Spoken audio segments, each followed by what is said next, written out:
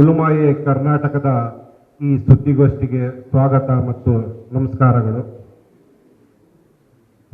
ಈ ದಿನ ಒಂದು ಮಹತ್ವದ ಸುದ್ದಿಗೋಷ್ಠಿಗೆ ನಾವೆಲ್ಲ ಇಲ್ಲಿ ಸೇರಿದ್ದೇವೆ. ವಿಷಯ ಇಷ್ಟೇ, ಕಳೆದ ಕೆಲ ದಿನಗಳಿಂದ ಕರ್ನಾಟಕ ಉಲಮಾಗಳ ಇಲ್ಲಿ ಸುದ್ದಿಗೋಷ್ಠಿ ನಡೀತಿರುವ ಈ ತಂಡ ಮತ್ತೆ ಇಲ್ಲಿ ಸೇರಿರುವ ಎಲ್ಲ ಉಲಮಾಗಳು ದಾವಣಗೆರೆ ವಿಧಾನಸಭಾ ಉಪಚುನಾವಣೆಯ ಸುತ್ತಮುತ್ತ ರಾಜ್ಯದಲ್ಲಿ ನಡೆಯುತ್ತಿರುವ ರಾಜಕೀಯ ಬೆಳವಣಿಗೆಗಳ ಕುರಿತು ಕರ್ನಾಟಕದ ಜನತೆಯ ಮುಂದೆ ಕೆಲವು ಪ್ರಮುಖ ಮಾಹಿತಿಯನ್ನು ಮತ್ತು ಸಮುದಾಯದ ನಿಲುವನ್ನು ಮುಂದಿಡಲು ಬಯಸುತ್ತೇವೆ. ಸ್ನೇಹಿತರೆ, ತಮ್ಮೆಲ್ಲರಿಗೂ ತಿಳಿದಿರುವಂತೆ ಕಳೆದ ಕೆಲ ವಾರಗಳಿಂದ ಕರ್ನಾಟಕದಲ್ಲಿ 2 ಉಪಚುನಾವಣೆಗಳಾಗಿವೆ. ಬಾಗಲಕೋಟೆ ಮತ್ತು ದಕ್ಷಿಣ ದಾವಣಗೆರೆಯಲ್ಲಿ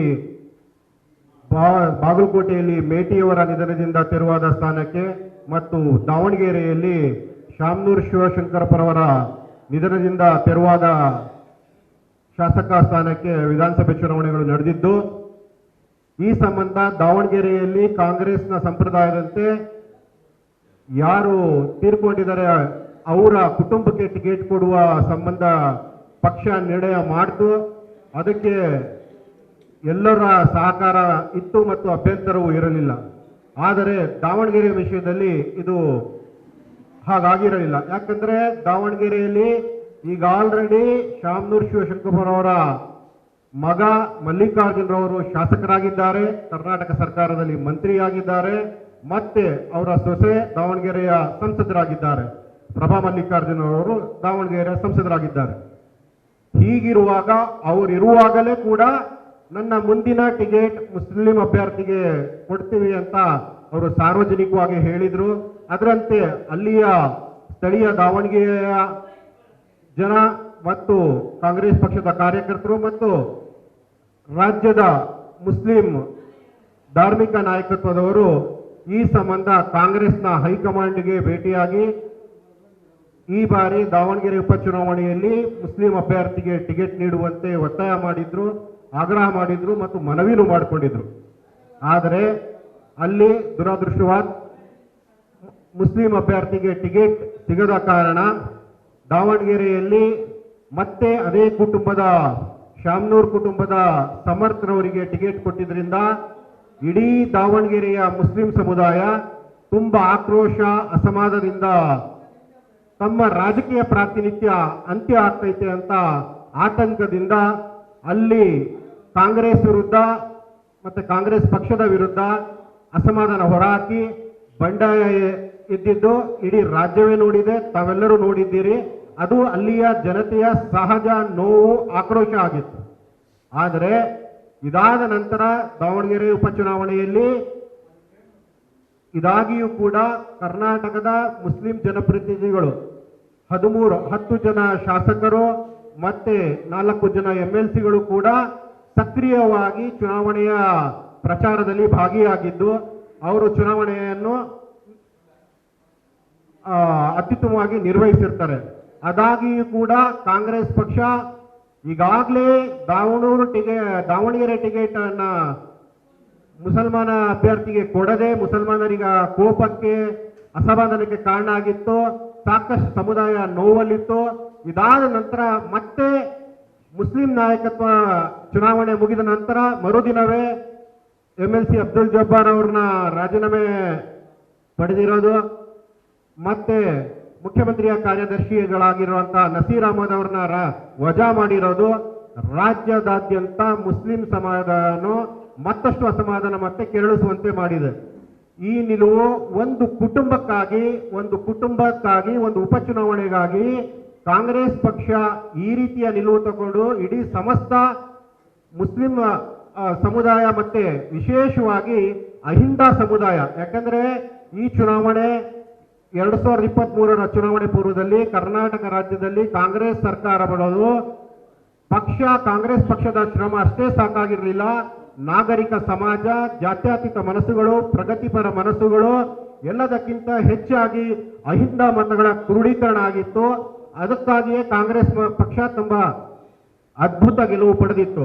ಆದರೆ ಅದೇ ಕಾಂಗ್ರೆಸ್ ಪಕ್ಷ ಇಂದು ಅಹಿಂದ ಪರಿಕಲ್ಪನೆಯಲ್ಲಿ ಅಲ್ಪಸಂಖ್ಯಾತರ ನಾಯಕತ್ವದ ವಿರುದ್ಧ ಶಿಸ್ತಿನ ಕ್ರಮ ಎಂಬ ಪ್ರಯೋಗ ಮಾಡಿ ಆ ನಾಯಕತ್ವವನ್ನು ಅಂತ್ಯಹಡಲು ಹೋಗಿರುವ ಕಾರಣ ಮುಸ್ಲಿಂ ಸಮುದಾಯ ಮತ್ತು ಅಹಿಂದ ಸಮುದಾಯ ಮತ್ತು ರಾಜ್ಯದ ಜಾತ್ಯತೀತ ಮನಸ್ಸುಗಳು ಮತ್ತು ಪ್ರಗತಿಪರರು ಈ ಸಂಬಂಧ ತುಂಬಾ ಆಕ್ರೋಶ ಅಸಮಾಧಾನಗೊಂಡಿದ್ದು ಕಾಂಗ್ರೆಸ್ ವಿರುದ್ಧ ಈ ನಿಲುವನ್ನ ಈ ಪತ್ರಿಕಾಗೋಷ್ಠಿ ವಿರುದ್ಧ ಖಂಡಿಸ್ತಾ ಇದ್ದಾರೆ. ಹಾಗೇ ಒಂದು ವೇಳೆ ಕಾಂಗ್ರೆಸ್ ನಾಯಕರಿಂದ ಮುಸ್ಲಿಂ ನಾಯಕರಿಂದ ಯಾವುದೇ ಕಾಂಗ್ರೆಸ್ನ ಆರೋಪದಂತೆ ಪಕ್ಷ ವಿರೋಧಿ ಆರೋಪಗಳಿದ್ರೆ ಅವರು ಅದಕ್ಕೆ ಕಾರಣ ಕೇಳಿ ಅವರ ಪಕ್ಷದ ಆಂತರಿಕ ಚೌಕಟ್ಟಿನಲ್ಲಿ ವೇದಿಕೆಗಳಲ್ಲಿ ಅದನ್ನ ಬಗೆಹರಿಸ್ಕೋಬಹುದಿತ್ತು. ಒಂದ್ ವೇಳೆ ಇವರು ಒಂದು ಗುಮಾನಿ ಅನುಮಾನದ ಮೇಲೆ ಇವತ್ತು ಮುಸ್ಲಿಂ ನಾಯಕತ್ವದ ಮೇಲೆ ಕ್ರಮ ತಗೊಳ್ತಾ ಇದ್ದಾರೆ. ಈ ಹಿಂದೆ ದಿವಂಗತ ಶಾಮ್ನೂರ್ ಅವರು ಶಿವಮೊಗ್ಗದ ಲೋಕಸಭಾ ಚುನಾವಣೆಯಲ್ಲಿ ಬಹಿರಂಗವಾಗಿಯೇ ಬಿಜೆಪಿ ಅಭ್ಯರ್ಥಿಗೆ ಮತ ಕೊಡಿ ಅಂತ ಪಕ್ಷ ವಿರೋಧಿ ಹೇಳಿಕೆ ನೀಡಿದ್ರು. ಆದಾಗ್ಯೂ ಅವತ್ತೇನಾದ್ರು ಕಾಂಗ್ರೆಸ್ ಪಕ್ಷ ಈ ನಿಲುವು ತಗೊಂಡು ಈ ಪಕ್ಷ ವಿರೋಧಿ ವಿರುದ್ಧ ಕ್ರಮ ತಗೊಂಡಿದ್ರೆ ಬಹುಶಃ ಕರ್ನಾಟಕ ರಾಜ್ಯದ ಇವತ್ತಿನ ಈ ಮುಸ್ಲಿಂ ನಾಯಕರ ವಿರುದ್ಧ ಶಿಸ್ತಿನ ಕ್ರಮದ ಪರಿಸ್ಥಿತಿ ಉದ್ಭವ ಆಗ್ತಿರ್ಲಿಲ್ಲ. ಹಾಗೇನೆ ಆ ನಾಯಕರುಗಳಿಗೆ ಕರೆದು ಸಮಜಾಯಿಸಿ ಅವ್ರದ ಏನ್ ಅಹವಾಲುಗಳಿದೆ ಅದನ್ನ ಪಕ್ಷದ ಆಂತರಿಕವಾಗಿ ಅವರು ವಿವರಣೆ ಪಡಿಬೇಕು, ಸಮಜಾಯಿಸಿ ಪಡಿಬೇಕು. ಏನೇ ವ್ಯತ್ಯಾಸಗಳು ಸಮಸ್ಯೆಗಳಾಗಿದ್ರು ಅವರ ಪಕ್ಷದ ಆಂತರಿಕ ಇದರಲ್ಲಿ ಅದನ್ನ ಬಗೆಹರಿಸ್ಕೋಬೇಕು. ಜೊತೆಗೆ ಮುಸ್ಲಿಂ ಸಮುದಾಯದ ಪ್ರಾತಿನಿಧ್ಯದ ಕೂಗು ಇದಕ್ಕೂ ಕೂಡ ಕಾಂಗ್ರೆಸ್ ಪಕ್ಷ ಗಂಭೀರವಾಗಿ ಪರಿಗಣಿಸಬೇಕು. ಯಾಕಂದ್ರೆ ಪ್ರಜಾಪ್ರಭುತ್ವದಲ್ಲಿ ಕಾಂಗ್ರೆಸ್ ಪಕ್ಷ ಎಲ್ಲವಕ್ಕೂ ಇಂದು ತಗೊಳ್ತಾ ಇರೋ ಎಲ್ಲಾ ಕ್ರಮಕ್ಕೂ ಹೈಕಮಾಂಡ್ ನಿಲುವು ಅಂತ ಹೇಳ್ತಾ ಇದ್ದಾರೆ. ಆದ್ರೆ ಪಕ್ಷ ಮರಿಬಾರದು. ಪ್ರಜಾಪ್ರಭುತ್ವದಲ್ಲಿ ರಾಜಕೀಯ ಪಕ್ಷಗಳಿಗಿಂತ ದೊಡ್ಡ ಹೈಕಮಾಂಡ್ ಜನಸಾಮಾನ್ಯ ಎಂಬ ಹೈಕಮಾಂಡ್. ಈ ಸಂಬಂಧ ಈ ಪತ್ರಿಕಾಗೋಷ್ಠಿ ಮೂಲಕ ಕಾಂಗ್ರೆಸ್ನ ಹೈಕಮಾಂಡ್ನ ನೇತೃತ್ವದಲ್ಲಿ ಅಥವಾ ಅವರ ಸೂಚನೆ ಮೂಲಕವೇ ಈ ಆಂತರಿಕ ಮುಸ್ಲಿಂ ನಾಯಕತ್ವದ ಬಿಕ್ಕಟ್ಟು ಸೃಷ್ಟಿಯಾಗಿದೆ ಅಂತ ಮಾಧ್ಯಮಗಳಲ್ಲಿ ಬರ್ತಾ ಇರೋದ್ರಿಂದ ತಕ್ಷಣ ಕಾಂಗ್ರೆಸ್ ಹೈಕಮಾಂಡ್ ಈ ಮಧ್ಯಪ್ರವೇಶ ಮಾಡಿ ನಡೀತಾ ಇರುವಂತಹ ರಾಜಕೀಯ ಬಿಕ್ಕಟ್ಟನ್ನ ಅಥವಾ ಮುಸ್ಲಿಂ ಪ್ರಾತಿನಿಧ್ಯ ಕೂಗು ಮತ್ತು ಮುಸ್ಲಿಂ ನಾಯಕರ ವಿರುದ್ಧ ಅಹಿಂದ ನಾಯಕರ ವಿರುದ್ಧ ಏನು ಈ ಶಿಸ್ತಿನ ಕ್ರಮ ಅಂತ ಆಗ್ತಾ ಇದೆ ಇದನ್ನ ನಿಲ್ಲಿಸಬೇಕು. ಇದರ ವಿರುದ್ಧ ಸಮಾಜ, ಮುಸ್ಲಿಂ ಸಮುದಾಯ, ಸಮಾಜ, ಜಾತ್ಯತೀತ ಮನಸ್ಸುಗಳೆಲ್ಲ ತುಂಬಾ ಜಾಗೃತಗೊಂಡಿದ್ದು ಅವರ ಮುಂದಿನ ದಿನಗಳಲ್ಲಿ ಕಾಂಗ್ರೆಸ್ ಪಕ್ಷಕ್ಕೆ ಈ ಸಂಬಂಧ ಅವರು ತಮ್ಮ ಖಂಡನೆ ಮತ್ತು ವಿರೋಧನ ಬಹಿರಂಗವಾಗಿ ಮಾಡ್ತಾರೆ ಅನ್ನೋದು ಈ ಪತ್ರಿಕಾಗೋಷ್ಠಿಯಲ್ಲಿ ನಮ್ಮ ಉಲಮಾಗಳ ತಂಡದಿಂದ ನೀಡಿರುವ ಮಾಧ್ಯಮಗೋಷ್ಠಿಯ ಸಂದೇಶ. ಧನ್ಯವಾದಗಳು. I request Mufti Maulana Qari Zulfikar Nuri Sahab to address the press. बिस्मिल्लाहिर्रहमानिर्रहीम। अभी तफसीलात पेश की गई है। जैसे कि बयान किया गया है कि 2023 का इलेक्शन हो या उससे पहले के कर्नाटक में इलेक्शन हो, मुसलमानों ने एकजुट होकर कांग्रेस पार्टी को जिताया, उनके लिए मेहनत की, उसके लिए काम किया। जैसे कि अभी आप तमाम को मालूम है कि दावनगिरी का मसला आया तो वहाँ पर उससे पहले वादे किए गए कि किसी मुसलमान उम्मीदवार को खड़ा किया जाएगा, लेकिन जैसे हमारे सियासी कायदीन हैं उन्होंने मुतालबा किया, उनके मुतालबे को माना नहीं गया। बाद में रमज़ान के आखिरी दिनों में उलमाए किराम हमारे कर्नाटक के सीएम सिद्धारमैया साहब के पास गए और खड़गे साहब से हमने मुलाकात की और इसी तरीके से सुरजेवाला साहब से मुलाकात की और हमने कहा ये हमारा हक है और आपने वादा किया है दावनगिरी की सीट किसी मुसलमान को उम्मीदवार बनाया जाए। सुरजेवाला साहब ने ऐसा वादा किया था हम लोगों के साथ, ऐसा लगता था कि शायद किसी मुसलमान उम्मीदवार को टिकट दिया जाएगा, मगर वहां पर टिकट ना दिया गया। और उसके बाद अब्दुल जब्बार साहब जो वहां पर पैदा हुए, 40-45 साल उन्होंने कांग्रेस पार्टी के लिए वहां पर काम किया। ये उनका नहीं बल्कि पूरी उम्मत का, पूरी कौम का एक हक था जो कांग्रेस से मांगा गया था। ऐसा लगता है कि मुसलमान से वोट तो लिया जाता है, लेकिन मुसलमान जब अपना हक मांगता है तो फिर मुसलमानों को मुजरिम बना दिया जाता है। अपना हक मांगना कोई जुर्म नहीं है, हमने कोई बड़ा काम नहीं किया, अपना हक मांगा था। हम गए थे सिद्धारमैया साहब के पास, खड़गे साहब के पास, सुरजेवाला साहब के पास, और उसके बाद जब हक न दिया गया, नाराजगी दिखाई, तो कांग्रेस पार्टी ने यानी दूध में से मक्खी की तरह अब्दुल जब्बार साहब को निकाला गया। नसीर अहमद साहब जो पॉलिटिकल यानी सेक्रेटरी थे हमारे सिद्धारमैया साहब के साथ में, उन्होंने कौन सा जुर्म किया हमें समझ में नहीं आता। बागलकोट में उनसे खिदमत नहीं जाती है, बागलकोट में उनको भेजा जाता है, वो 9 दिन वहां पर दिन रात मेहनत करके पार्टी को जिताने की कोशिश करते हैं, मगर जैसे इलेक्शन होता है तो नसीर अहमद साहब को भी एकदम निकाल दिया जाता है। ये जो पॉलिसी कांग्रेस की है ये हमें यानी बिल्कुल समझ में नहीं आती। मुसलमान है जो एकजुट होकर पूरा वोट कांग्रेस पार्टी को देता है, और जब जब कांग्रेस पार्टी ने मुसलमानों को नाराज किया है, कांग्रेस कमजोर होती नजर आई है। आज भी वक्त है इस तरह से यानी मुसलमानों की नाराजगी लेना कांग्रेस पार्टी के लिए बेहतर नहीं है। जो मुसलमानों का हक है वो मुसलमानों को दिया जाए, और जिस तरह से यानी कोई पूछगछ नहीं है, एकदम कोई मशवरा नहीं है। जैसे इलेक्शन के वक्त मुसलमानों के साथ मशवरा किया जाता है, बातचीत की जाती है, और जब यानी मामला हक लेने का आता है तो उस मौके पर कोई मशवरा नहीं, बल्कि एकदम उनकी बात कोई नहीं सुनी जाती है। बड़े बड़े यानी ओहदेदारों को उनके ओहदे से निकाल दिया जाता है।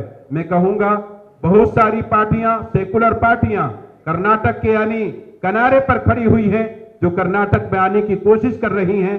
अगर इसी तरह की चीजें रही, वो पार्टियां अगर कर्नाटक में दाखिल हो गई तो यानी कांग्रेस पार्टी कमजोर हो जाएगी, और यानी बहुत सारे मामला हमारे स्टेट में आएंगे। तो अभी भी मैं गुजारिश करूंगा सिद्धारमैया साहब से, डीके शिव कुमार साहब से, परमेश्वर साहब से, जो यानी तमाम आपकी बागडोर कर्नाटक की आप लोगों के हाथों में है। जिन मुसलमानों को आपने नाराज किया है यानी कायदीन को उनको राजी करें। क्यों नहीं गए अब्दुल जब्बार साहब के घर में आप हजरात? उनको राजी करना था, उनको उनसे बात करनी थी, पूछताछ करनी थी। एकदम यानी इस तरह से निकाल देना यानी ये तरीका बेहतर नहीं है। मैं फिर यानी कांग्रेस के आला जो सियासी कायदीन हैं, मैं उनसे गुजारिश करूंगा कि आप यानी जब्बार साहब को भी राजी करें, नसीर अहमद साहब को राजी करें। इन्होंने पूरा वक्त कांग्रेस पार्टी के लिए दिया है, और यानी उस पार्टी को यानी वक्त को जाय करने की कोशिश न की जाए। मुसलमानों का जो हक है वो मुसलमानों को दिया जाए। मैं बस इसी पर अपनी बात कर। थैंक यू कारी साहब। My request to Maulana Mohammad Zainul Abidin Sahab, the most influential person during the Hajj period. He is the principal of Darul Uloom Shah Waliullah, a famous madrasa in tannery road.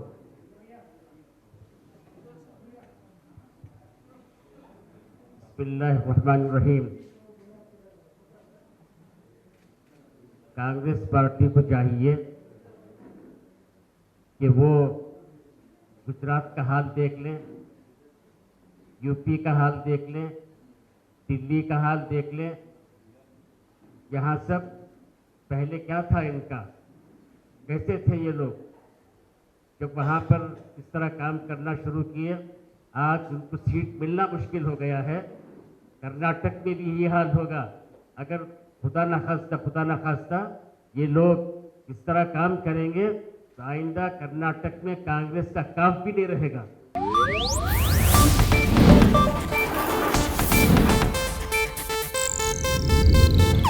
ಇದು ಏಷ್ಯಾನೆಟ್ ನ್ಯೂಸ್ ನೆಟ್ವರ್ಕ್ ಪ್ರಸ್ತುತಿ।